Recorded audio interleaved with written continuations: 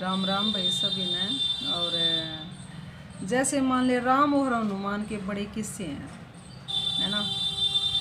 क्यों हैं वो इतने किस्से? क्योंकि हनुमान के मन में श्री राम के सिवाय कुछ नहीं था, कुछ भी नहीं था उसके सिवाय। और इसीलिए वो इतना मशहूर हो गया। उसके मन में कुछ आके बैठे ही नहीं कभी भी, बस वो छप गए। और वो ऐसा था ही, लेकिन ये शिक्षा किसने दे रखी थी? शायद माँ का भी कुछ ना कुछ तो रोल होता है ना। तो माँ बाप के जो संस्कार हैं वो बच्चों में ज़रूर आएंगे। तो भगवान के साथ जोड़ने का तो बच्चों को मैं कहती हूँ कि आज की कलयुग की दुनिया में थोड़ा परमात्मा के साथ जुड़ने के रास्ते देखो। भक्ति मार्ग सिखाओगे बच्चों को, सिखा लो आप जो भी कुछ करोगे, लेकिन जब तक ज्ञान नहीं आएगा तो उन चीज़ों से डटने का एक जो अलग से तरीका है वो नहीं आता भाई, मेरा जहाँ से मानना है, जहाँ तक है। क्योंकि जो एक चीज़ थी असली, जो सिखाने की चीज़ थी, उस चीज़ से हम वंचित रह जाते हैं। अब सीखने के ऊपर भी बात भी है। अब ब्रह्मा बाबा में तो खुद भगवान ने प्रवेशता करी, और तब भी उसके पूरे घर वालों ने उसको नहीं फॉलो किया था, तब भी आध्यान नहीं किया। तो ये कोई ज़रूरी भी नहीं है कि हर एक आदमी उस बात को मानेगा या हमारा बच्चा उस बात को मानेगा, नहीं मानेगा। अपने अपने बच्चे, एक बच्चा कितना भी मान सके, एक बच्चा नहीं मानेगा। तो ट्राई यही करो कि भाई ज्ञान के माध्यम से जाओ, ताकि ज्ञान से जो है अंधविश्वास ख़त्म हो जाता है, और अंदर से जो पता चलता है कि भाई कहाँ झुके, कहाँ ठीक कर्म करें। कर्मों की गहन गति हमारी बड़ी ज़बरदस्त है।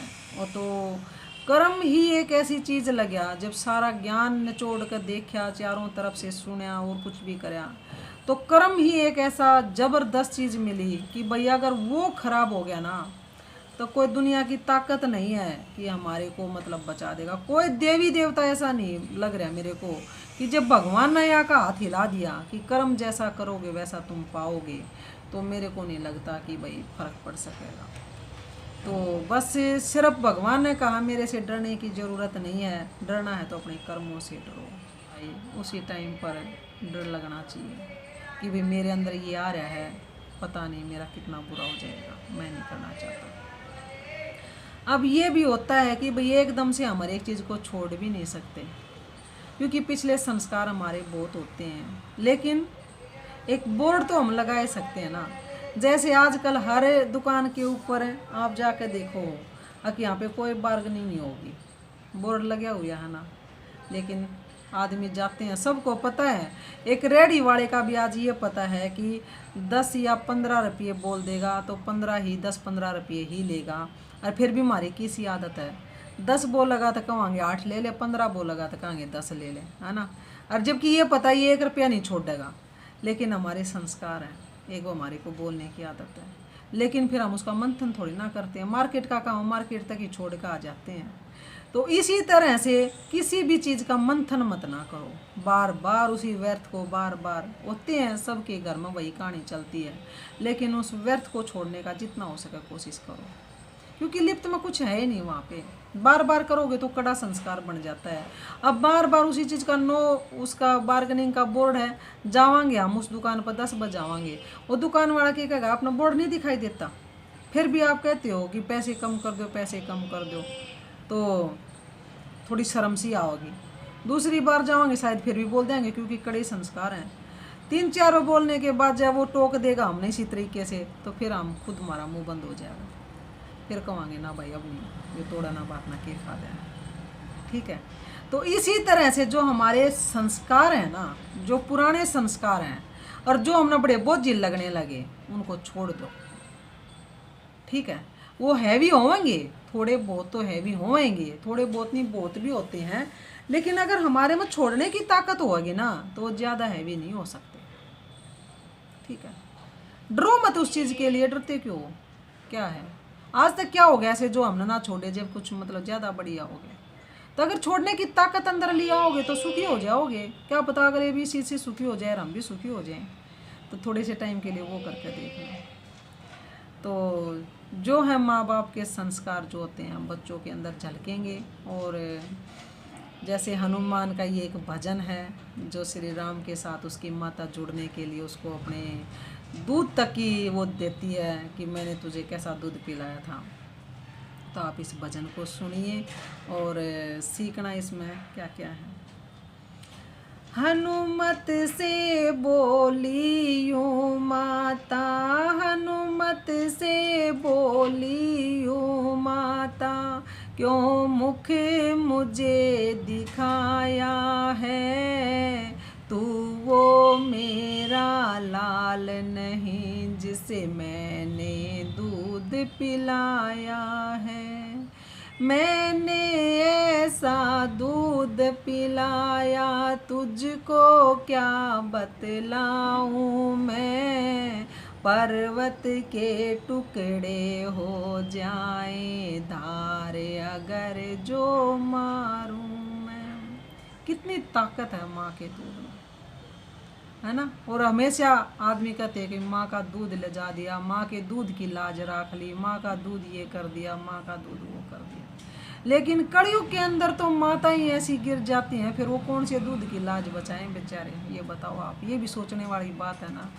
ठीक है, ये हनुमान का मन का टाइम दिखा दिया, ये तो त्रेता का टाइम दिखा दिया,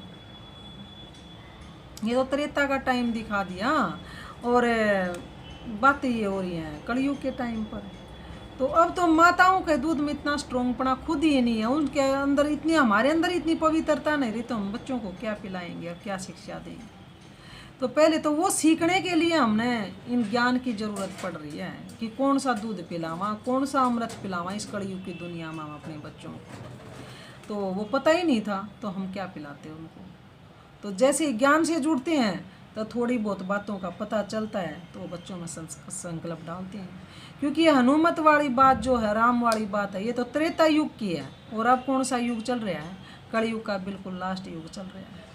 और कलयुग के लास्ट युग में ऐसी कौन सा दूध है, कौन सी ऐसी कहानी है जो इस कलयुग में ना सुनने को आती है।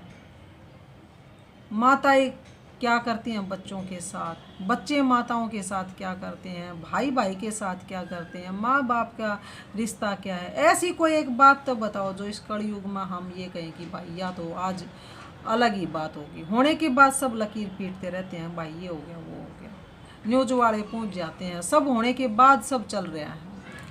मेरी कोख से जन्म लिया और मेरा दूध लजाया है, भेजा था श्री राम के संग में करने उनकी रखवाली।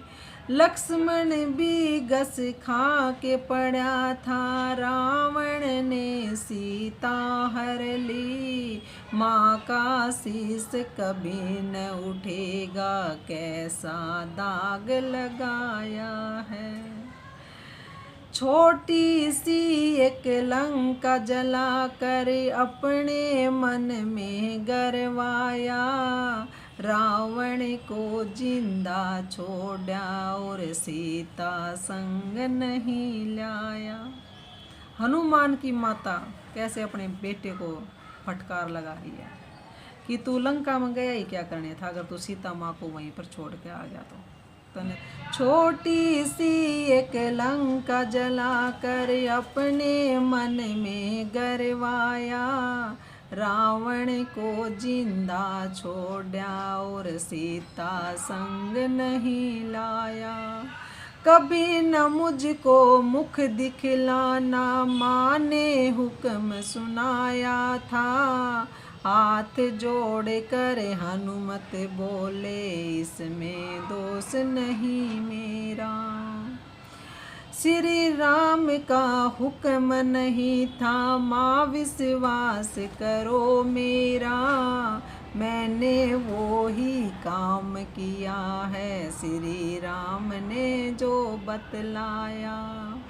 धन्य धन्य अंजनी माता ऐसे लाल को जन्म दिया, हाथ जोड़ कर श्री राम ने उस देवी को नमन किया। पर क्रोध न करो ये सब मेरी माया है, तू वो मेरा लाल नहीं जिसे मैंने दूध पिलाया है।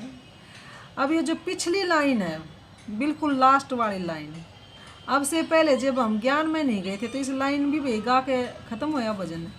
लेकिन देखो इस लाइन के अंदर क्या समाया हुआ है, हनुमत पर तुम क्रोध ना करो, ये सब मेरी माया है। भगवान ने आकर बोल दिया। श्री राम जिसको भगवान मान रहे हैं, मान ले उस युग के, और जो आज भी मान रहे हैं कि भाई श्री राम तो भगवान ही है, तो लास्ट में उसने कौन सी बात बोल दी कि हनुमान पर क्रोध मत कर, ये सब मेरी माया है। यानी कि ये पहले से ही तय है जो भी कुछ होने वाला है, और इसमें हनुमान का जो रोल है वो हनुमान कर रहा है। तो हर एक चीज़ को हम जब देखते हैं बड़ी गहराई से देखते हैं, और भगवान ने भी आके यही बातें बता दी। भगवान ने आके भी कह दी कि ये जो रचना है ना, ये तो हो चुकी है पहले से, बहुत पहले ये सारी चीज़ों की रचना हो चुकी है। तो फिर तुम इसमें कुछ भी हस्तक्षेप नहीं कर सकते, लेकिन अपने कर्मों की प्रधानता तुम जरूर कर सकते हो। फिर ये भी हो जाए भैया, अगर मान लो हमारी रचनाएं हो सकी, हाँ फिर उसमें भी यही बात भी निकल के आती है कि सच्चाई है, जो वहाँ तक जहाँ तक जिसको जाना है वो जाएगा, जो कर्म करना वो करेगा, क्योंकि रचनाकार की रचना में तय हो चुका है। सबके कर्मों के अनुसार सब रचना रची गई है। ये नहीं है कि भाई वो एक दूसरे का कर्म उसके अंदर जुड़ेगा और कुछ होगा, तो उस पर भरोसा रखो बस। सिर्फ भगवान कहता है कि तुम सिर्फ भरोसा विश्वास बना के रखो, और शांति और धैर्य, ये जो गुण है ये अपने अंदर धारण करो। शांति का, धैर्यता का, विश्वास का, ये जो चीज़ें हैं ना तुम ये कर लो, बाकी तो जो हो रहा है वो होगा।